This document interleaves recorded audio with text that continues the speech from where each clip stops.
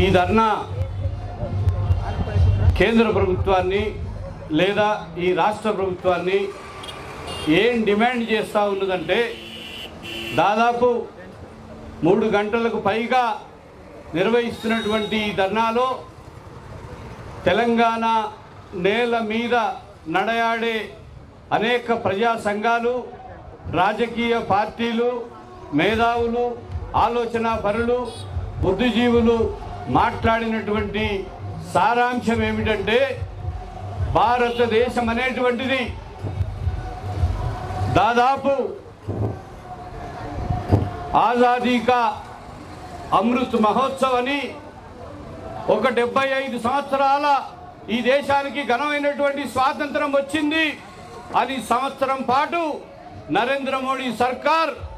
దేశంలో కొన్ని వందల వేల కోట్ల రూపాయలను ఖర్చు పెట్టి ఈ దేశాన్ని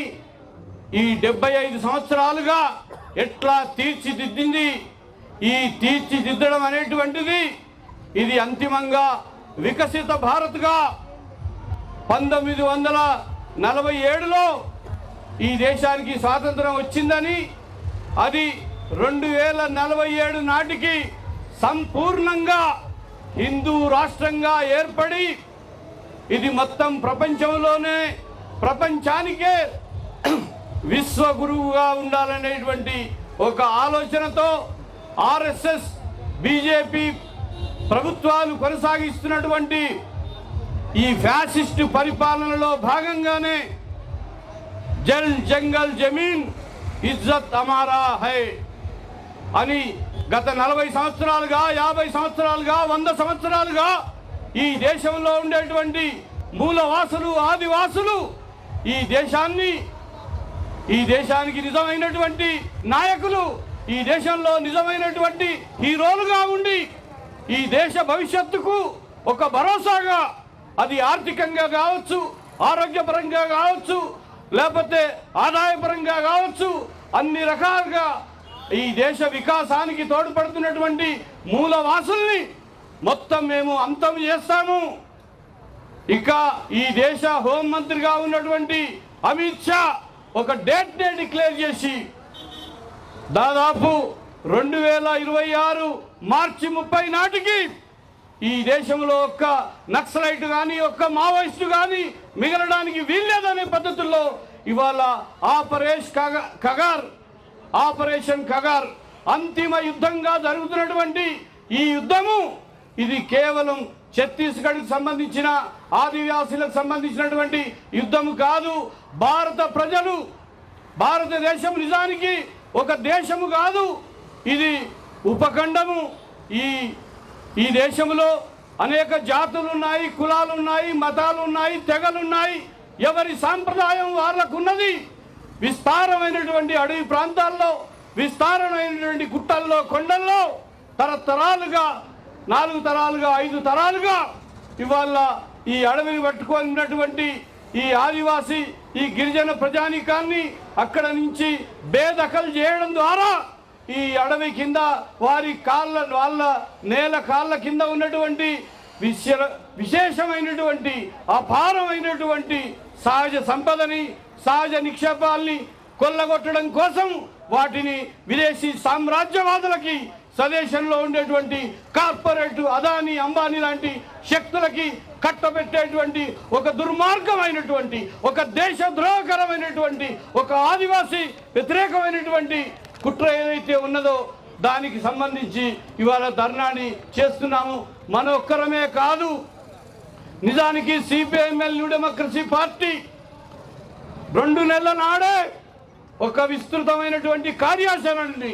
తెలుగు నేల మీద, తెలంగాణ నేల మీద దీన్ని కొనసాగించాలా. ఆర్ఎస్ఎస్ బీజేపీ చేస్తున్నటువంటి అంతిమ యుద్ధం ఏదైతే ఉన్నదో ఈ యుద్ధానికి వ్యతిరేకంగా ఆదివాసీలకు అండగా అన్ని రాజకీయ పార్టీల్ని, అన్ని ప్రజా సంఘాల్ని, హక్కుల సంఘాల్ని, మేధావుల్ని, ఆలోచన పరుల్ని, బుద్ధిజీవుల్ని, కవులు, కళాకారులు, రచయితలందరినీ కూడా నిలబెట్టాలా. తెలుగు నేలకి ఒక పౌరుషం ఉన్నది, తెలంగాణకి ఒక పౌరుషం ఉన్నది. ఆనాడు నిజాం నవాబుని ఎదుర్కొన్నటువంటి తెలుగు నేల, తెలంగాణ మట్టి బిడ్డలు ఇవాళ భారతదేశ వ్యాపితంగా విస్తరించి విప్లవ సిద్ధాంతంతో ఈ దేశంలో దున్నేవాడికే భూమి దక్కాలని, ఈ దేశంలో ఉన్నటువంటి ప్రజలందరికీ సమానమైనటువంటి విలువ, సమానమైనటువంటి హక్కు కావాలని తెగించి పోరాడేటువంటి మార్క్సిజం లెనినిజం మావో ఆలోచన విధానంతో ఏ పాలకవర్గ పార్టీతో, ఏ పాలకవర్గ కూటమితో ఇలాంటి ఒప్పందాలు లేకుండా,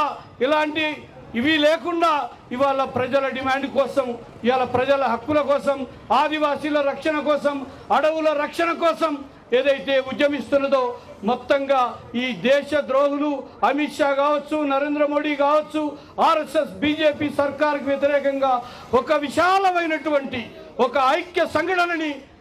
ఏర్పరచాలా, అడవుల్ని కాపాడుకోవాలా, ఆదివాసుల్ని కాపాడుకోవాలా అనేటువంటి కర్తవ్యం ఏదైతే ఉన్నదో దాంట్లో భాగంగా ఈ ధర్నాతోటి ఇది ఆగిపోదు. రానున్న రోజుల్లో కలిసి రాగలిగినటువంటి శక్తులతో, కలిసి రాగలిగినటువంటి రాజకీయ పార్టీలతో, కలిసి రాగలిగినటువంటి ప్రజా సంఘాలతో ఒక విశాలమైనటువంటి ఐక్య సంఘటనని, ఒక విశాల ఉద్యమాన్ని ఏర్పాటు చేయడం ద్వారా ఆపరేషన్ కగార్ని వెనక్కి కొట్టగలుగుతాము. అట్లాగే ఆదివాసీ జాతిని హననం చేస్తూ ఒక జనసైడ్ని ఒక గాజాలో లాగా ఒక ఇజ్రాయిల్ ఎట్లా చేస్తూ ఉన్నదో ఇవాళ బీజేపీ సర్కార్ భారతదేశంలో ఛత్తీస్గఢ్లో, బస్తర్ అడవుల్లో, బీజాపూర్లో ఇవాళ నెత్తురు టేరులు పారిస్తున్నటువంటి ఈ ఫ్యాసిజానికి వ్యతిరేకంగా నిలబడాల్సినటువంటి ఆదివాసీ సమాజాన్ని, గిరిజన జాతిని కాపాడుకోవాల్సినటువంటి అవసరాన్ని సిపిఐఎంఎల్ నుండమక్సి గుర్తెరుగుతూ భవిష్యత్తులో ఈ ఉద్యమాన్ని మరింత విశాల ప్రాతిపదిక మీద ముందుకు తీసుకెళ్తుందనే విషయాన్ని తెలియజేస్తూ అవకాశం ఇచ్చినటువంటి అధ్యక్షులకి ధన్యవాదాలు. లాల్ సలాం.